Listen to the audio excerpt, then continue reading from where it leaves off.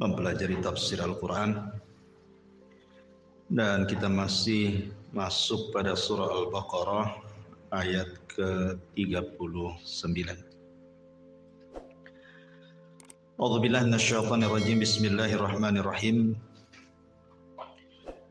Walladzina kafaru wa kadzdzabu biayatina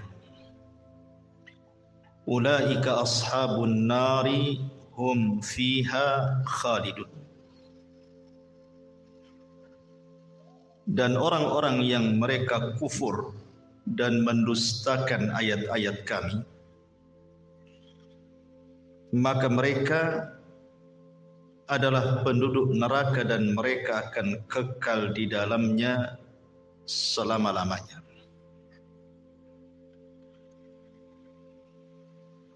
Ma'asyiral muslimin yang dimuliakan Allah Azza wa Jalla, ayat ini ingin menjelaskan kepada kita tentang beberapa manusia yang kufur dengan ayat-ayat yang telah sampai kepada mereka. Artinya ayat ini umum. Siapapun yang mendustakan dan kufur dengan ayat-ayat kami, kata Allah, maka mereka akan masuk ke dalam neraka dan mereka akan dikekalkan di dalamnya selama-lamanya. Apa yang dimaksud ayat di sini? Ayat di sini maksudnya adalah tanda-tanda kebesaran Allah Subhanahu wa taala. Dan tanda-tanda kebesaran Allah itu ada dua.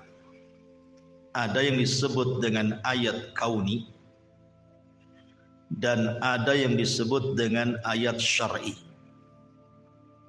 Nanti kita akan jelaskan dua-duanya. Ayat kauni ini artinya sesuatu yang tampak di hadapan kita. Baik cerita tentang langit, bumi, lautan, gunung, tumbuhan, hewan, dan yang semacamnya. Bahkan tubuh kita sendiri. Itu adalah tanda-tanda kebesaran Allah Azza wa Jalla, bahwa di sana ada Sang Pencipta yang menciptakan alam semesta ini, termasuk juga kita. Adapun ayat-ayat syar'i, ya maksudnya Al-Quran dan juga hadis-hadis Nabi SAW yang menunjukkan tentang keesaan Allah Subhanahu wa taala. Kita akan bentangkan dua perkara ini. Ma'asyiral muslimin yang dimuliakan Allah Subhanahu wa taala. Pertama kita bicara tentang ayat-ayat syar'i. Kita tahu bahwa alam semesta ini tidak mungkin tercipta begitu saja. Pasti ada yang menciptakan. Bagi orang-orang yang berfikir, tentu akan langsung percaya bahwa alam ini tidak mungkin tidak kecuali ada yang menciptakannya. Di dalam Al-Quranul Karim banyak sekali ayat-ayat yang menjelaskan tentang ciptaan Allah ini, dan baru kemudian tersingkap hari ini menunjukkan kebenaran Al-Quran itu sendiri. Kita contohkan beberapa perkara. Di dalam Al-Quran Allah Subhanahu wa taala mengatakan, wa fil ardi qita'un mutajawiratun wa jannatu min a'nabin wa zar'un wa nakhilun sinwanun wa ghairu sinwanin yusqa bima'in wahid nufaddilu ba'daha ala ba'din fil ukuli inna fi dzalika laayatin liqaumin ya'qilun. Dan di bumi terdapat bagian-bagian yang berdampingan, kebun-kebun anggur, tanaman-tanaman, pohon kurma yang bercabang dan yang tidak bercabang, disirami dengan air yang sama, tetapi kami lebihkan tanaman yang satu dari yang lain dalam hal rasanya. Sungguh pada yang demikian itu terdapat tanda-tanda kebesaran Allah bagi orang-orang yang mengerti. Perhatikan antum di sekitar kita ini. Di sekitar kita kan banyak tuh pepohonan tuh berbagai macam jenis. Ada mangganya, ada rambutannya, ada durennya, ada salaknya, macam-macam lah buah-buahan. Ketika Allah Subhanahu wa taala turunkan hujan, yang turun itu airnya sama. Dari langit itu sekali turun hujan kan yang menyirami di sini juga sama dengan yang menyirami di sana. Anggap saja satu kota Batam ini hujan. Berarti air hujan yang di sini juga sama dengan air hujan yang di Batu Aji, yang di Bengkong, yang di Nagoya, yang di Jodo, sama saja. Tapi ketika kemudian air itu menumbuhkan tumbuhan, kemudian menumbuhkan pepohonan dan berbuah, kok rasanya beda? Kan beda tuh rasanya. Jangan lagi cerita berbeda pohon. Satu pohon mangga saja kadang-kadang beda rasa. Padahal dialiri dan disirami dengan air yang sama kan. Pertanyaannya, siapa yang membuat cita rasa yang berbeda itu? Kalau bukan Allah Subhanahu wa taala. Berarti kan ada yang membuat buah-buahan itu berbeda rasa. Mungkin satunya agak kecut, satunya masem, satunya manis, satunya bercampur aduk nano-nano, kan begitu ya. Kan berbeda-beda. Pertanyaannya, siapa yang ngasih rasa kok beda-beda? Itu satu pohon, jangan cerita banyak pohon. Dan banyak jenis gitu kan. Berarti kan ada itu yang meletakkan rasa dalam buah-buahan yang kita makan itu. Siapa yang meletakkannya? Kalau bukan Allah Subhanahu wa taala. Menunjukkan bahwa di sana ada tanda-tanda kaun bahwa ada sang pencipta alam semesta ini. Contoh yang lain. Dalam surah An-Nahl ayat 15 Allah mengatakan, "Wa alqa fil ardi rawasiya an tamida bikum wa anharan wa subulan la'allahum tahtadun." Dan dia menancapkan gunung di bumi agar bumi itu tidak goncang bersama kalian. Dan dia menciptakan sungai-sungai dan jalan-jalan agar kamu mampu mendapatkan petunjuk. Ketika ayat ini turun, kan belum ada penelitian. Di zaman itu belum ada alat-alat. Di zaman Nabi SAW ketika ayat ini turun. Dari mana taunya gunung itu menjadi pasak bumi coba? Baru tersingkap hari ini kan itu. Dengan berbagai macam alat bahwa kalau seandainya di bumi tidak ada gunung yang menancap, tentu bumi ini akan goyang.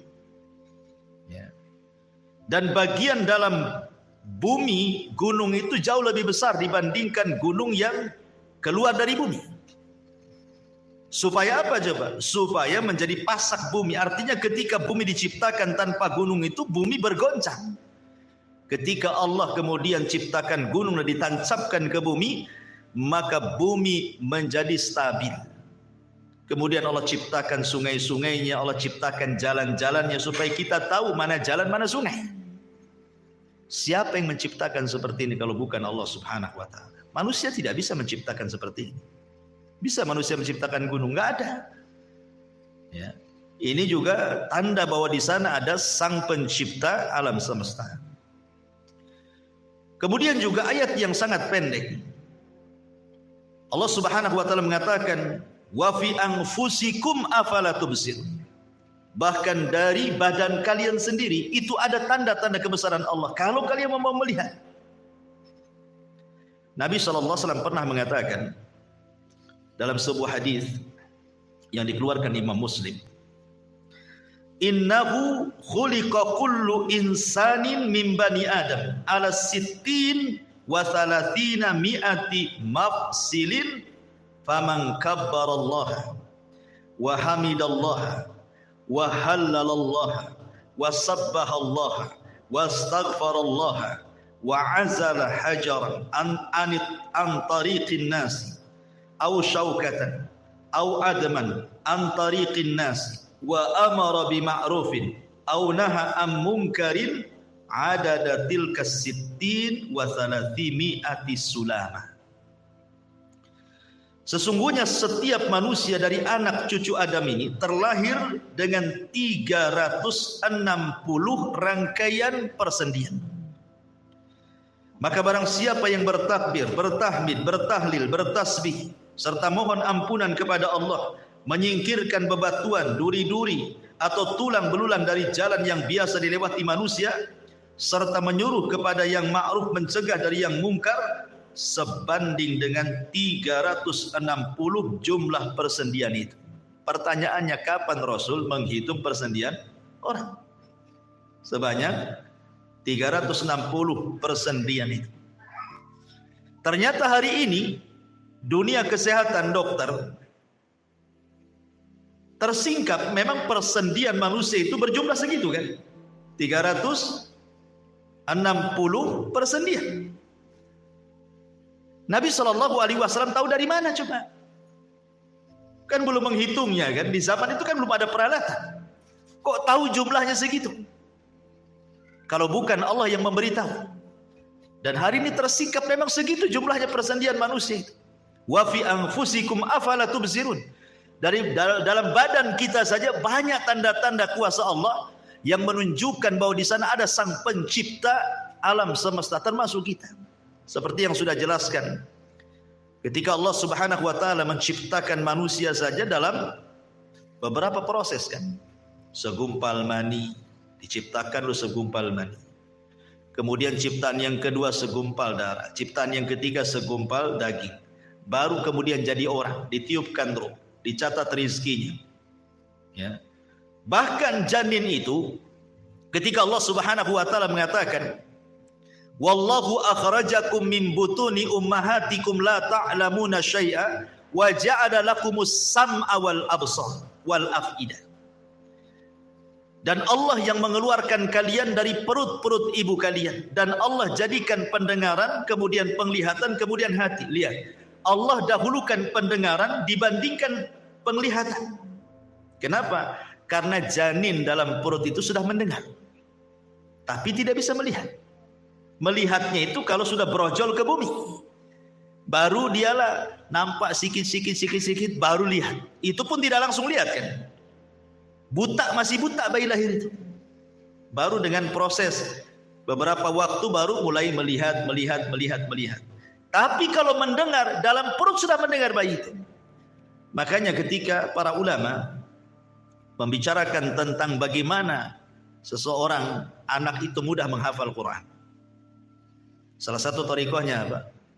Ibunya saat mengandung itu biasakan membaca Quran, mendengar Quran, karena janin mendengar. Dia mendengar bayi itu, jangan salah. Ya. Makanya Allah dahulukan mendengar baru melihat, karena janin dalam perut itu sudah mendengar dia.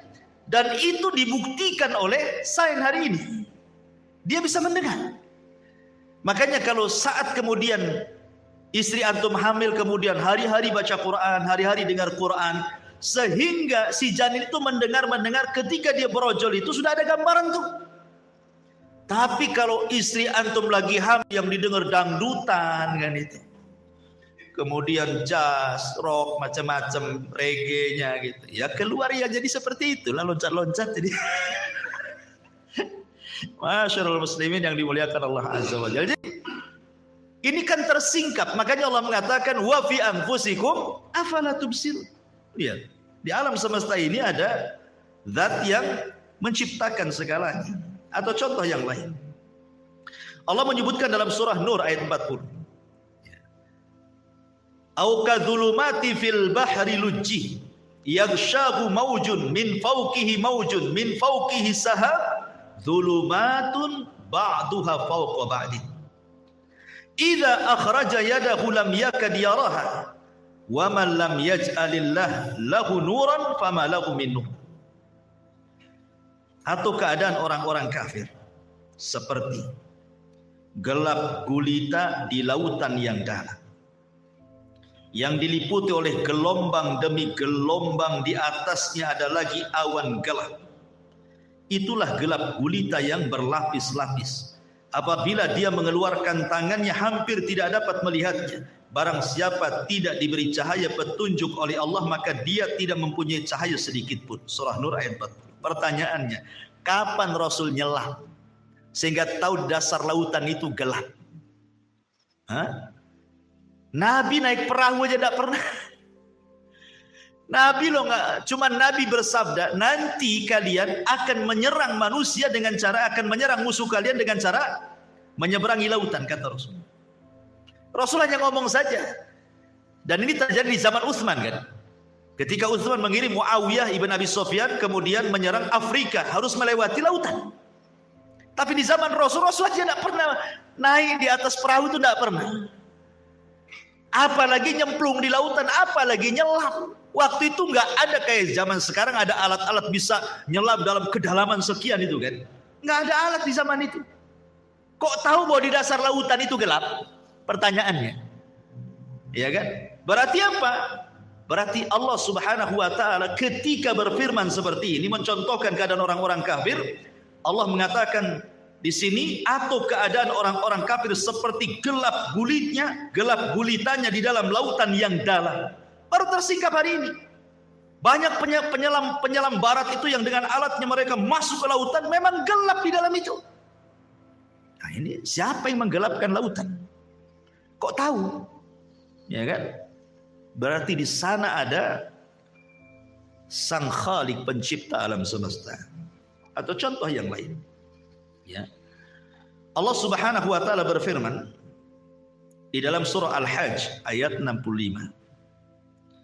Alam tara annallaha sakhara lakum ma fis samawati wa alam tara annallaha sakhara lakum ma fil ardi wal fulka tajri fil bahri bi amri yumsikus sama an taqa'a 'alal ardi illa bi idzni innallaha bin nasi laraufur rahim.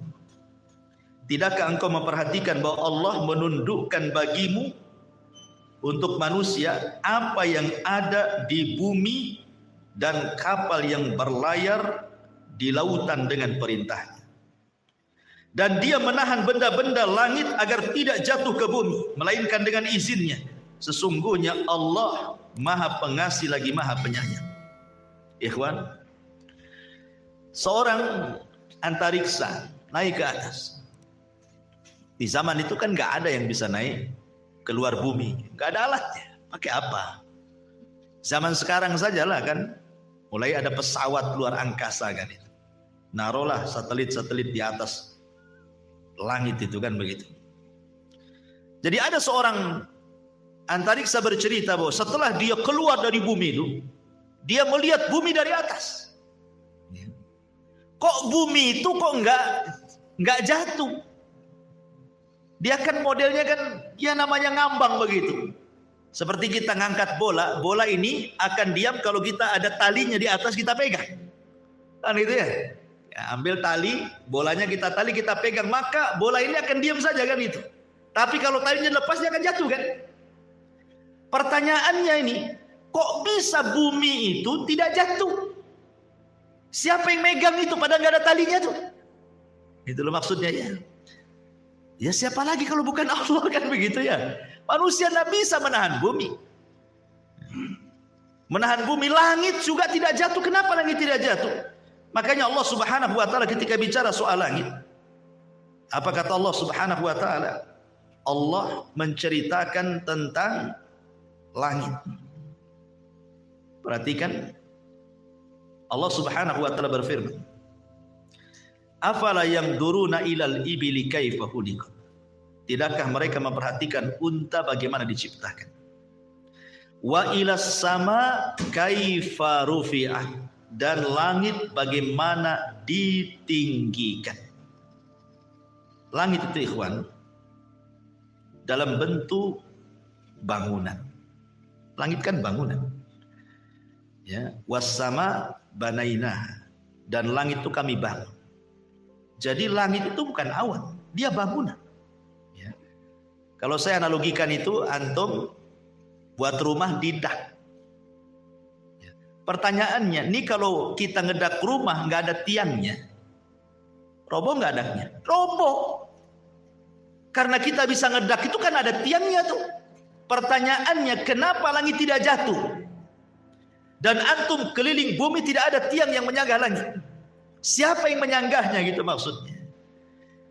Tentu jawabannya adalah Allah. Makanya Allah mengatakan dalam surah Ar-Ra'd ayat 2-3, Allahul ladzi rafa'as samawati bighairi amadin tarawunaha. Allah yang meninggikan langit tanpa tiang sebagaimana yang kamu lihat hari ini. Keliling dunia cari tiang langit yang akan ketemu. Di mana tiangnya? Kok langit enggak roboh padahal dalam bentuk bangunan? Siapa yang menahannya? Allah. Gitu. Bahkan ada seorang yang naik ke langit antariksa, orang-orang antariksa itu, astronot naik ke langit, menceritakan tentang ada bintang yang mengetuk-ngetuk pintu langit. Heran dia. Kita orang Islam tidak heran karena Allah mengatakan was-sama'i wat-tariq. Ya, was-sama'i wat-tariq. Quran sudah mengatakan memang ada bintang yang mengetuk-ngetuk kan begitu ya. Enggak perlu diteliti pun kita yakin. Tetapi dengan adanya penelitian itu makin yakin bahwa di sana ada sang pencipta Allah Subhanahu wa taala, dan itu kebesaran dari tanda-tanda Allah, tanda-tanda kebesaran Allah Subhanahu wa taala. Bahkan ada satu ayat di dalam surah Al-Anbiya 30. Allah mengatakan awalam yaral ladzina kafaru anna as-samawati wal arda kanata ratqan fafataqnahuma wa ja'alna minal ma' kulla syai'in hayyin afala yu'minun. Dan apakah orang-orang kafir itu mengetahui bahwa langit dan bumi keduanya dahulu itu menyatu, kemudian kami pisahkan antara keduanya dan kami jadikan segala sesuatu yang hidup berasal dari air, maka mengapa mereka tidak beriman? Antum pernah mendengar teori Big Bang? Pernah kan? Teori Big Bang. Di sini Al-Quran sudah menjelaskan. Tanpa ada teori itu Al-Quran sudah menjelaskan teorinya di sini. Dulu langit dan bumi itu nyatu. Makanya ada istilah ratkun wa fatkun wa falkun. Nah, ulama mengistilahkan seperti itu. Ratkun, fatkun, falkun. Kul a'udzu birabbil falak, falkun. Apa maknanya? Pertama, langit dan bumi itu ratkun, dia nyatu. Kemudian terjadi Big Bang, pecah, blar, pisahlah langit dan bumi. Kemudian falkun, kul a'udzu birabbil falak. Falak itu apa? Terbelah. Karena sesuatu yang tumbuh itu awalnya terbelah. Ya kan? Antum nanam biji, terbelah dulu biji itu, baru tumbuh. Apapun yang tumbuh itu pasti terbelah dulu. Ini teori, ya kan? Termasuk manusia keluar pun dia terbelah dulu kan gitu ya.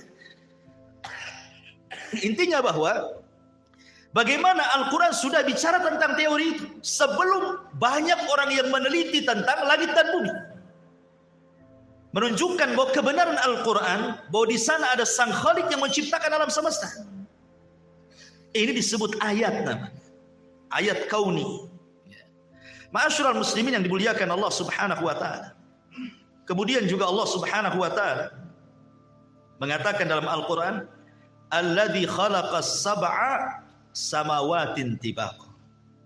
Ma tara fil khalqir rahmani min tafawut. Farji'il basar hal tara min futur." Yang menciptakan 7 langit, 7 lapis langit, dia tidak akan kamu lihat sesuatu yang tidak seimbang pada penciptaan Allah itu. Jadi ketika Allah menciptakan langit dan bumi itu semua seimbang. Bahkan bukan hanya langit dan bumi, kita aja dibuat seimbang. Tangan itu tidak ada panjang sebelah. Maksudnya orang sehat lah kan itu. Mata itu tidak ada yang kemudian tidak sejajar. Nggak mungkin satu di pipi, satu di atas. Kayak apa tuh bentuknya?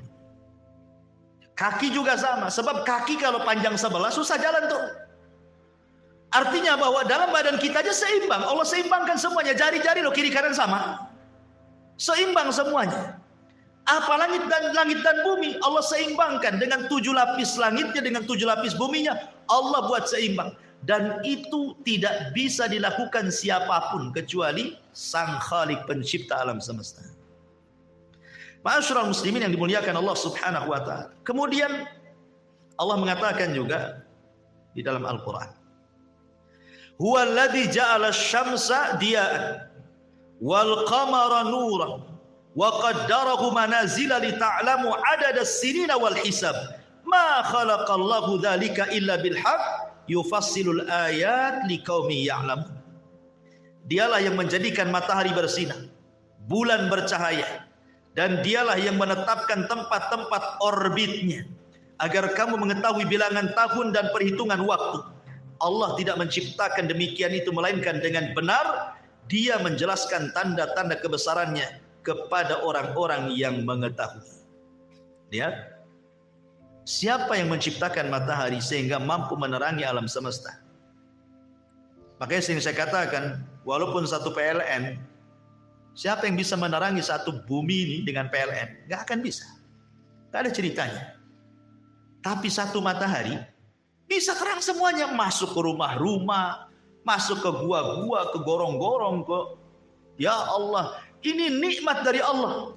Siapa yang membuat cahaya sebesar itu gitu ya matahari, sehingga satu matahari bisa menerangi satu bumi, itu kan luar biasa. Sementara listrik aja enggak bisa menerangi seterang matahari. Contohnya malam hari lah, semua diterangkan, ya enggak seterang matahari juga kan gitu.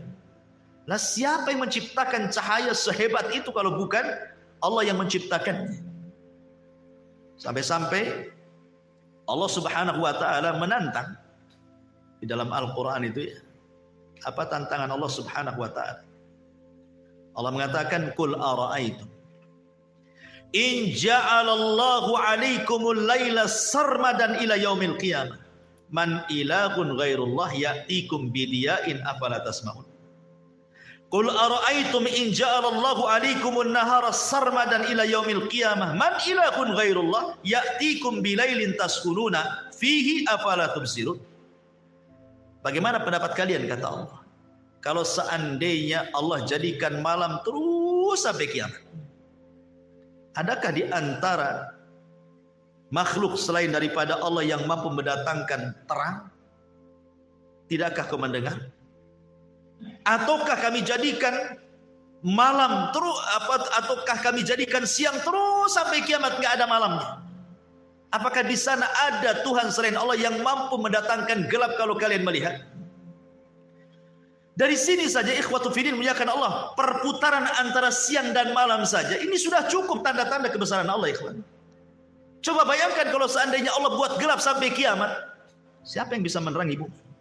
Atau kalau seandainya Allah buat semua terang sampai kiamat, mungkin antum tidak akan istirahat. Allah buat seimbang malam untuk istirahat, siang pula untuk bekerja. Ya. Supaya ada keseimbangan gitu ya.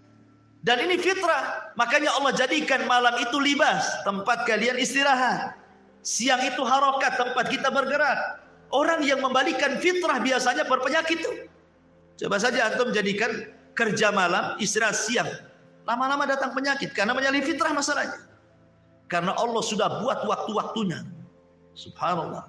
Berarti di sana ada pencipta Allah Subhanahu wa taala. Ma'asyiral muslimin yang dimuliakan Allah Subhanahu wa taala. Kemudian Allah juga mengatakan dalam Al-Qur'an, "Wa arsalna riyaha lawaqih fa anzalna minas sama ma'an fastasqainakumuhu wa ma antum lahu bikhazin."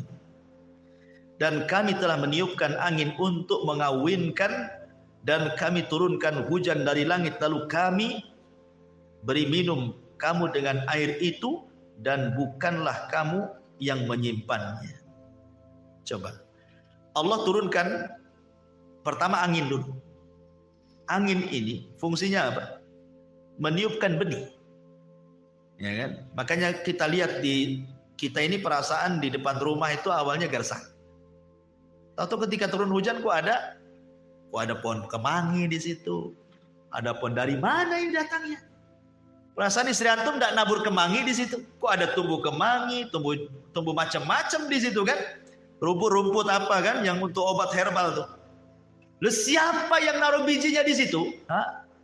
Angin yang entah dari mana-mana angin itu bawa benih taruh pula di situ. Entah pohonnya yang di sana ke bawah angin, tahu-tahu jatuhnya di sini kan? Siapa yang mengantarkan itu loh? Angin. Siapa yang memutarkan angin? Allah. Gitu maksudnya. Kemudian ketika turun hujan, kemudian masuk ke bumi, kok kenapa airnya tersimpan pula dalam bumi itu? Bahkan di Begong Nusantara itu kan dulu saya tinggal di situ. Kan itu bukit tuh ke atas Begong Nusantara itu. Saya gali sumur, di rumah itu kan tinggi. 5 meter sudah ada air. Kemudian di bawah lagi, yang jalan tuh, padahal kalau di meter tuh dari jalan bawah ke atas itu, maulah 100 meter lebih tuh nanjaknya. Ketika digali 5 meter juga itu ada air. Kok bisa kan? Di atas digali 5 meter ada air, di bawah pun padahal sudah 100 meter untuk kerendahannya, 5 meter juga dia ada air kan? Harusnya kalau kita mengikuti teori air itu apa? Mengalir ke yang rendah kan? Itu teori air kan? Harusnya kalau kita gali di atas tuh, harusnya kalau umpamanya kerendahannya 100 meter, berarti harus digali 100 meter, baru sama dengan jalan, baru ada air kan gitu ya? Ternyata tidak juga. Lah siapa yang meletakkan air di situ? Rupanya kan ini teori, nggak berlaku teori air dalam gunung itu. Rupanya di atas 5 meter dapat air, di bawah 5 meter pun dapat air kan itu ya? Berarti kan siapa yang nyimpan tuh air di dalam bumi itu kalau bukan Allah? Siapa yang nyimpan? Enggak berlaku teori di sini. Makanya di sini Allah Subhanahu wa taala mengatakan, dan kami telah meniupkan angin untuk mengawinkan, dan kami turunkan hujan dari langit, lalu kami beri minum kamu dengan air itu, dan bukanlah kamu yang menyimpannya. Lalu siapa yang menyimpannya? Allah, itu maksudnya. Allah yang menyimpannya. Lah ini namanya ayat kauni namanya. Harusnya makin kita memperhatikan alam, makin beriman bahwa di sana ada Sang Khalik yang menciptakan alam semesta. Ya. Ma'asyiral muslimin yang dimuliakan Allah Subhanahu wa taala. Di dalam surah Ar-Rahman ayat 19-20 Allah katakan apa? Marajal bahraini yaltaqiyan bainahuma barzakhun la yabghiyan. Kan itu ya? Dia membiarkan dua lautan mengalir yang kemudian keduanya bertemu. Di antara keduanya ada batas yang tidak dilampaui oleh masing-masing.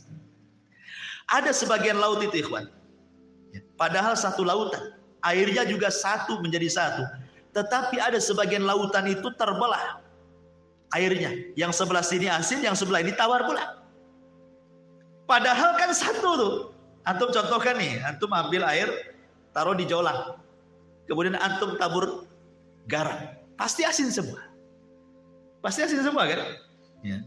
Tapi ada lautan itu ikhwan, itu satu lautan, kok bisa dipisah yang sebelah sini asin, yang sebelah sini tawar gitu kan? Siapa yang membuat sebelah sini asin, sebelah sini tawar ini? Hah?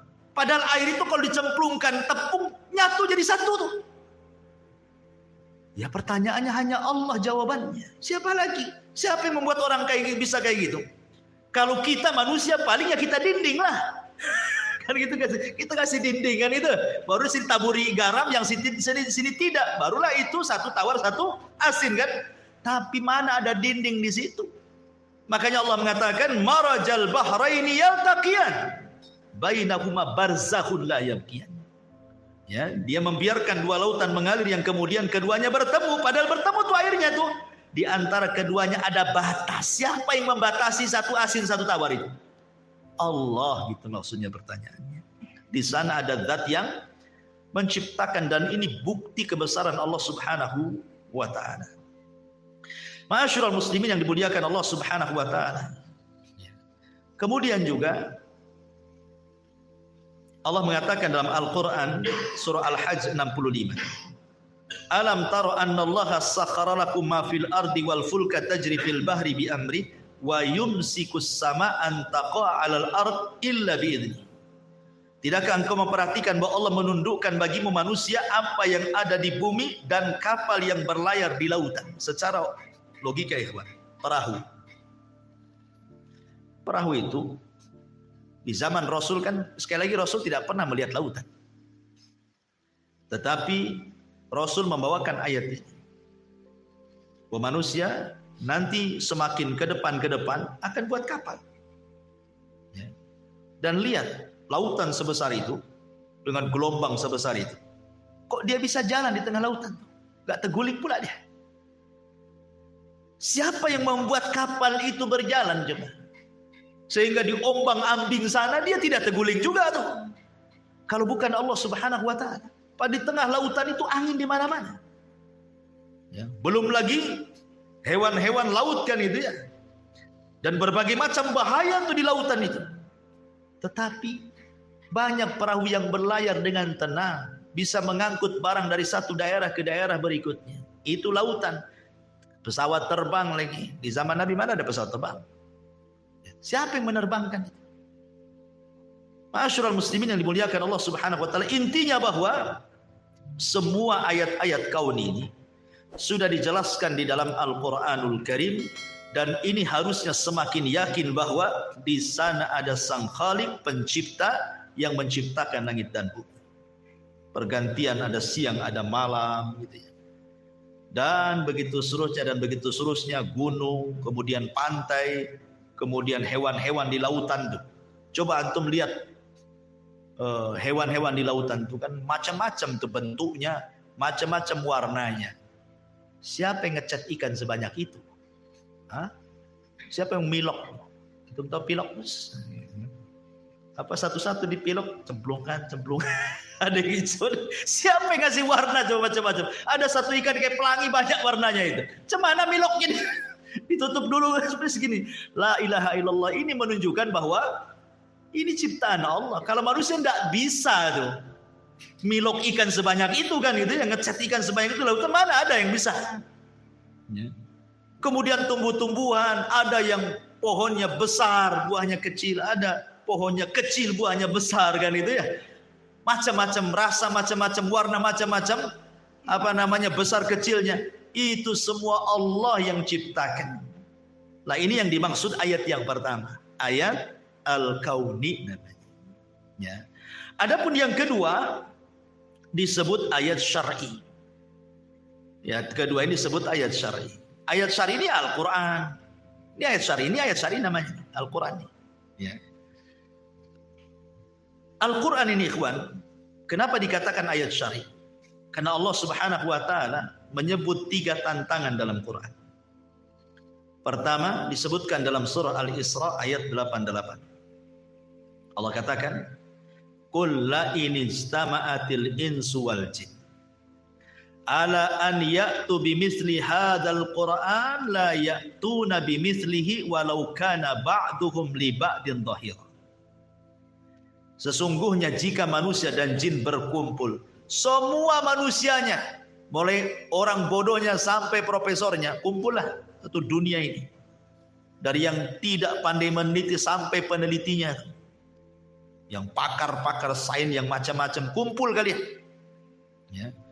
Jinnya sekalipun, yang profesor jinnya kumpul sekalipun, untuk mendatangkan serupa dengan Al-Quran, kata Allah, niscaya mereka tidak akan dapat membuat serupa dengan Al-Quran, sekalipun sebagian mereka menjadi pembantu bagi yang lainnya, sekalipun mereka sepakat kompak untuk membuat semisal Quran, tidak akan mampu.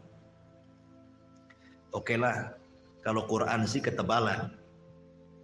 Sekarang kita kurangi, jangan satu Quran, 10 surat saja dalam Quran.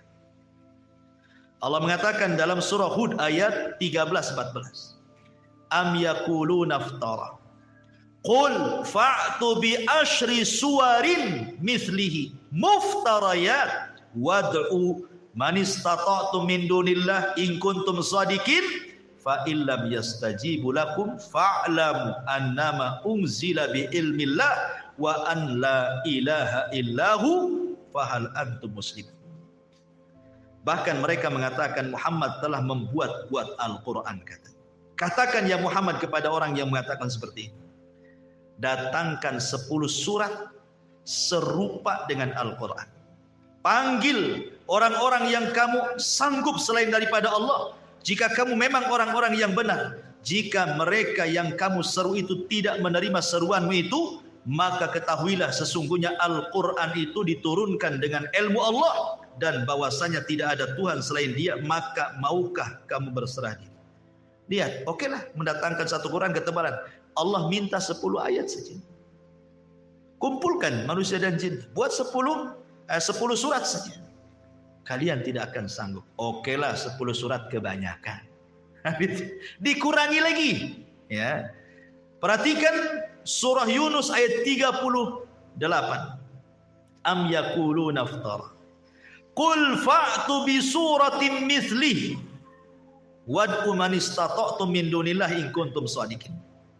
Atau mereka mengatakan Muhammad telah membuat-buat Quran. Katakan ya Muhammad kepada mereka, cobalah datangkan sebuah surat seumpama Al-Quran. Panggil siapapun yang dapat kamu panggil selain Allah, jika kamu benar. Lihat, 3 tantangan. Pertama, buat satu Quran. Kalian tidak akan sanggup. Dikecilkan lagi, buat 10 surat. Kalian tidak akan sanggup. Sekarang 1 surat aja lah. Kurang apa? Mereka pun tidak sanggup 1 surat pun. Menunjukkan bahwa Al-Quran itu bukan buat-buatan Nabi. Quran ini adalah dari Allah. Dan itu menunjukkan bahwa di sana ada yang berbicara Allah subhanahu wa ta'ala. Inilah kalamnya. Al-Quran itu kalam Allah. Karena dia kalam Allah, tidak ada yang sanggup menyerupai kalam Allah. Banyak orang yang berusaha untuk meniru Al-Quran, tidak bisa. Dari zaman Nabi, kita kenal Musailamah Al-Kadzdzab.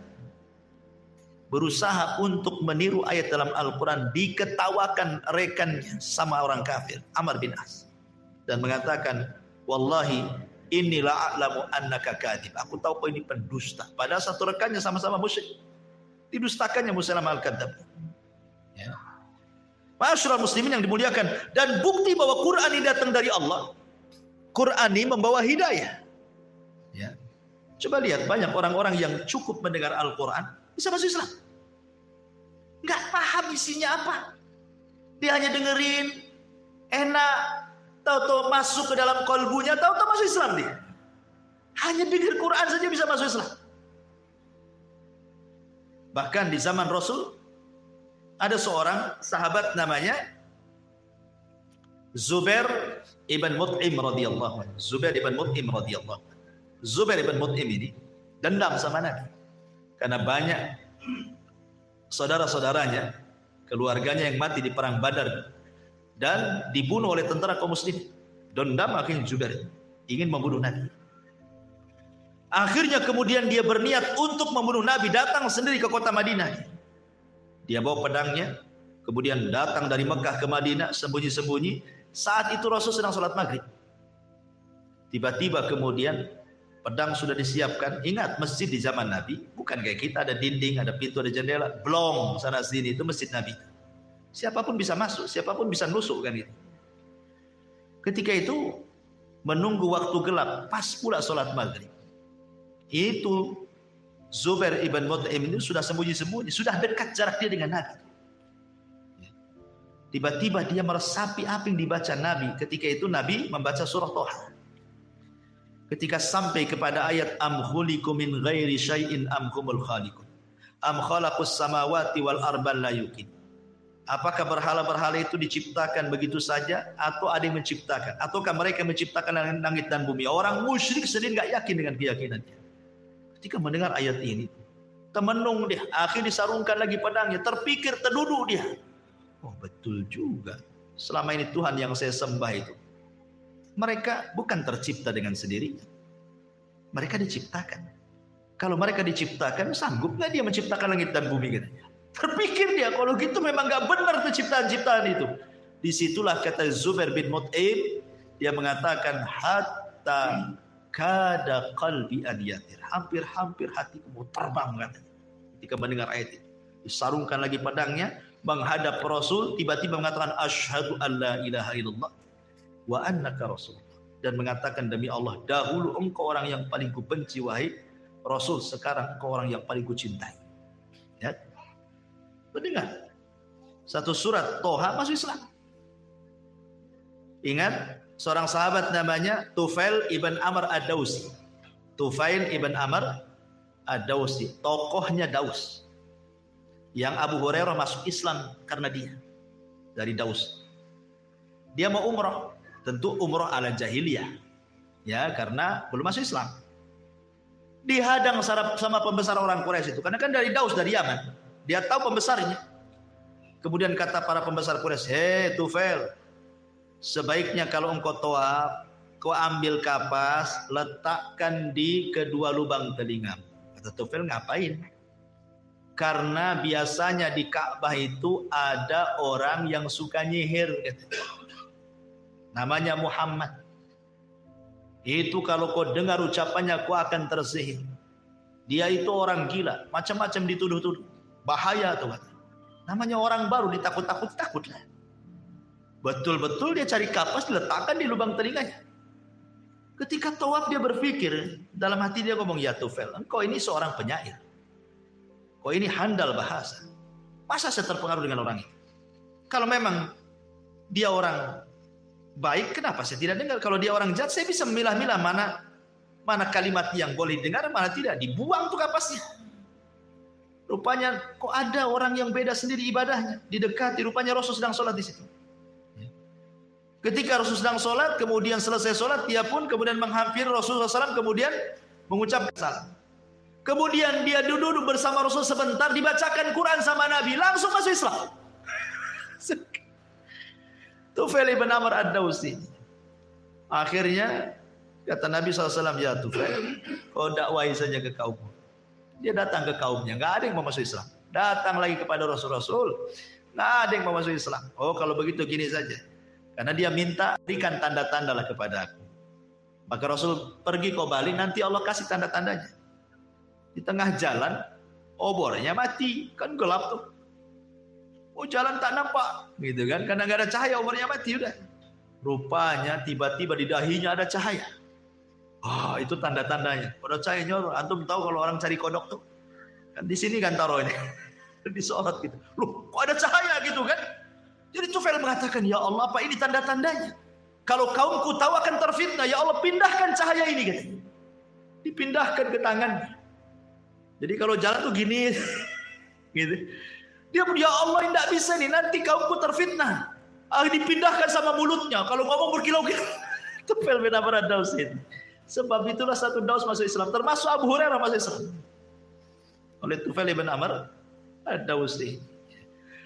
Tapi syahidnya di sini Tufail, padahal sudah dipengaruhi sama pembesar Quraisy. Jangan dengar. Itu orang gila, itu penyihir, macam-macam kan itu. Sudah takut-takut itu, tapi namanya hidayah milik Allah, ikhwan. Ketika sekali duduk, tertarik masuk Islam, kan luar biasa tuh. Ya. Itulah daya tarik Al-Quran. Bahkan para pembesar Quraisy sendiri, ikhwan, seperti sekelas Abu Jahal, siang saja mereka jadi musuh Nabi.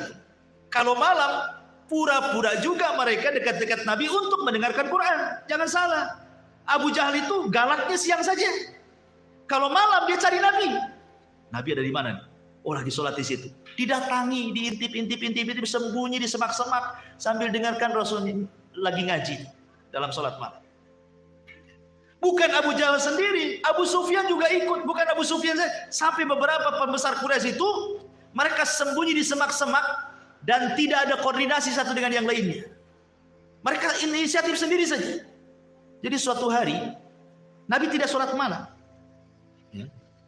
Akhirnya kemudian karena mereka sering sembunyi di situ, karena Nabi ditunggu-tunggu tidak datang, kecewa, pulang papasan pula sama kawan-kawan. "Loh, kamu kok di sini?" katanya kan. Akhirnya sepakatlah para pembesar, kita jangan datang kemari lagi. Ini kalau tahu kaum kita bahaya. Sudah sepakat.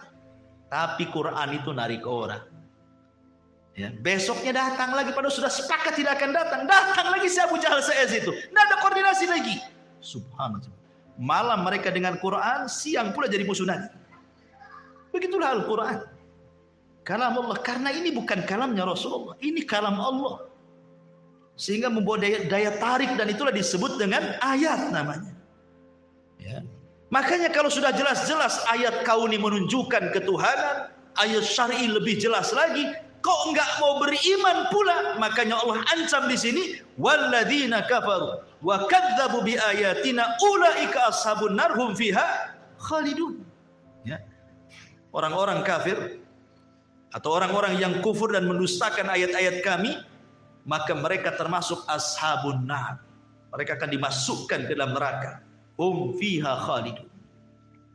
Karena telinga mereka sudah tuli, pandangan mereka sudah buta. Summun bukmun umyun fahum la yarjun. Coba ayat kauni saja di depan kita, masa enggak berpikir bahwa di sana ada sang pencipta selain Allah. Makanya pernah saya ceritakan tentang kisah Abu Hanifah kan, yang berdebat dengan orang ateis, ya kan? Yang sederhana saja alasan Abu Hanifah. Kata Abu Hanifah, maaf saya telat datang ketika dalam perdebatan depan hakim. Ya, harusnya pagi datang sore, kata Abu Hanifah. Maaf saya telat. Kenapa? Karena di tengah jalan ada peristiwa yang menurut saya aneh sekali. Kalau mau dengar saya ceritakan gitu. Ceritakan aja lah katanya. Abu Hanifah mengatakan begini, saya ke tempat Anda berdebat ini harus melewati sungai. Ya. Sementara perahu tak ada.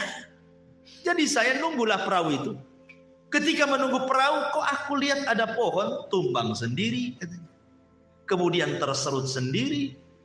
Kemudian setelah terserut sendiri, kemudian terangkai jadi kapal sendiri. Aku pun naik di atas kapal, tiba-tiba kapal itu berjalan sendiri. Sampai mengantarkan aku ke sini katanya. Oh, kata orang ateis ini. Kau ini ya, sudah telat, dusta lagi katanya. Sebenarnya perdebatan sudah selesai. Kenapa? Orang ateis kan mengingkari tidak ada pencipta. Tetapi dia mengatakan dusta kepada Abu Hanifah. Yang enggak mungkin lah Abu Hanifah. Pasti ada yang nebang. Pasti ada yang nyerut. Pasti ada yang buat kapal. Pasti ada nahkodanya. Loh, kalau pohon saja enggak mungkin jadi perahu kecuali yang nebang. Lah, alam semesta ini masa enggak ada penciptanya? Gitu loh sederhananya gitu ya. Ya. Sebenarnya Abu Hanifah ketika mereka mengingkari sudah selesai debatnya tuh. Kan sudah kalah mereka. Karena orang ateis itu kan mengingkari tidak ada Tuhan kan. Ya tidak mungkin, mustahil lah. Itu mereka sendiri mengatakan mustahil, kok ada pohon tertebang sendiri, terserut sendiri, terangkai kapal sendiri, jalan sendiri kan mustahil. Loh, kalau masalah sepele, masalah kapal saja mustahil kecuali ada yang buat. Ini masalah langit, masalah bumi, masalah lautan, masalah gunung, masalah hutan. Masa tiba-tiba begitu saja? Ya, pasti ada penciptanya. Masyarul muslimin, makanya kenapa kalau kita lihat orang-orang yang di hutan belantara sana, orang-orang primitif lah kita katakan ya, orang-orang yang telanjang pakai koteka, zaman baheula lah, zaman sekarang enggak lah ya kan, udah pakai baju kan itu. Coba lihat orang di tengah hutan sana. Kenapa mereka ada yang menyembah pohon, ada yang menyembah lembah, ada yang menyembah binatang, macam-macam disembah itu dalam hutan. Ya kan? Karena fitrah mereka itu menolak kalau tidak ada Tuhan di alam semesta ini. Fitrah mereka itu menolak, pasti ada Tuhan. Cuman karena tidak terbimbing dengan wahyu, akhirnya segala macam disembah oleh dia. Tapi fitrah bahwa ada sesembahan itu ada dalam hati mereka kan. Cuman salah bahasa saja mereka itu.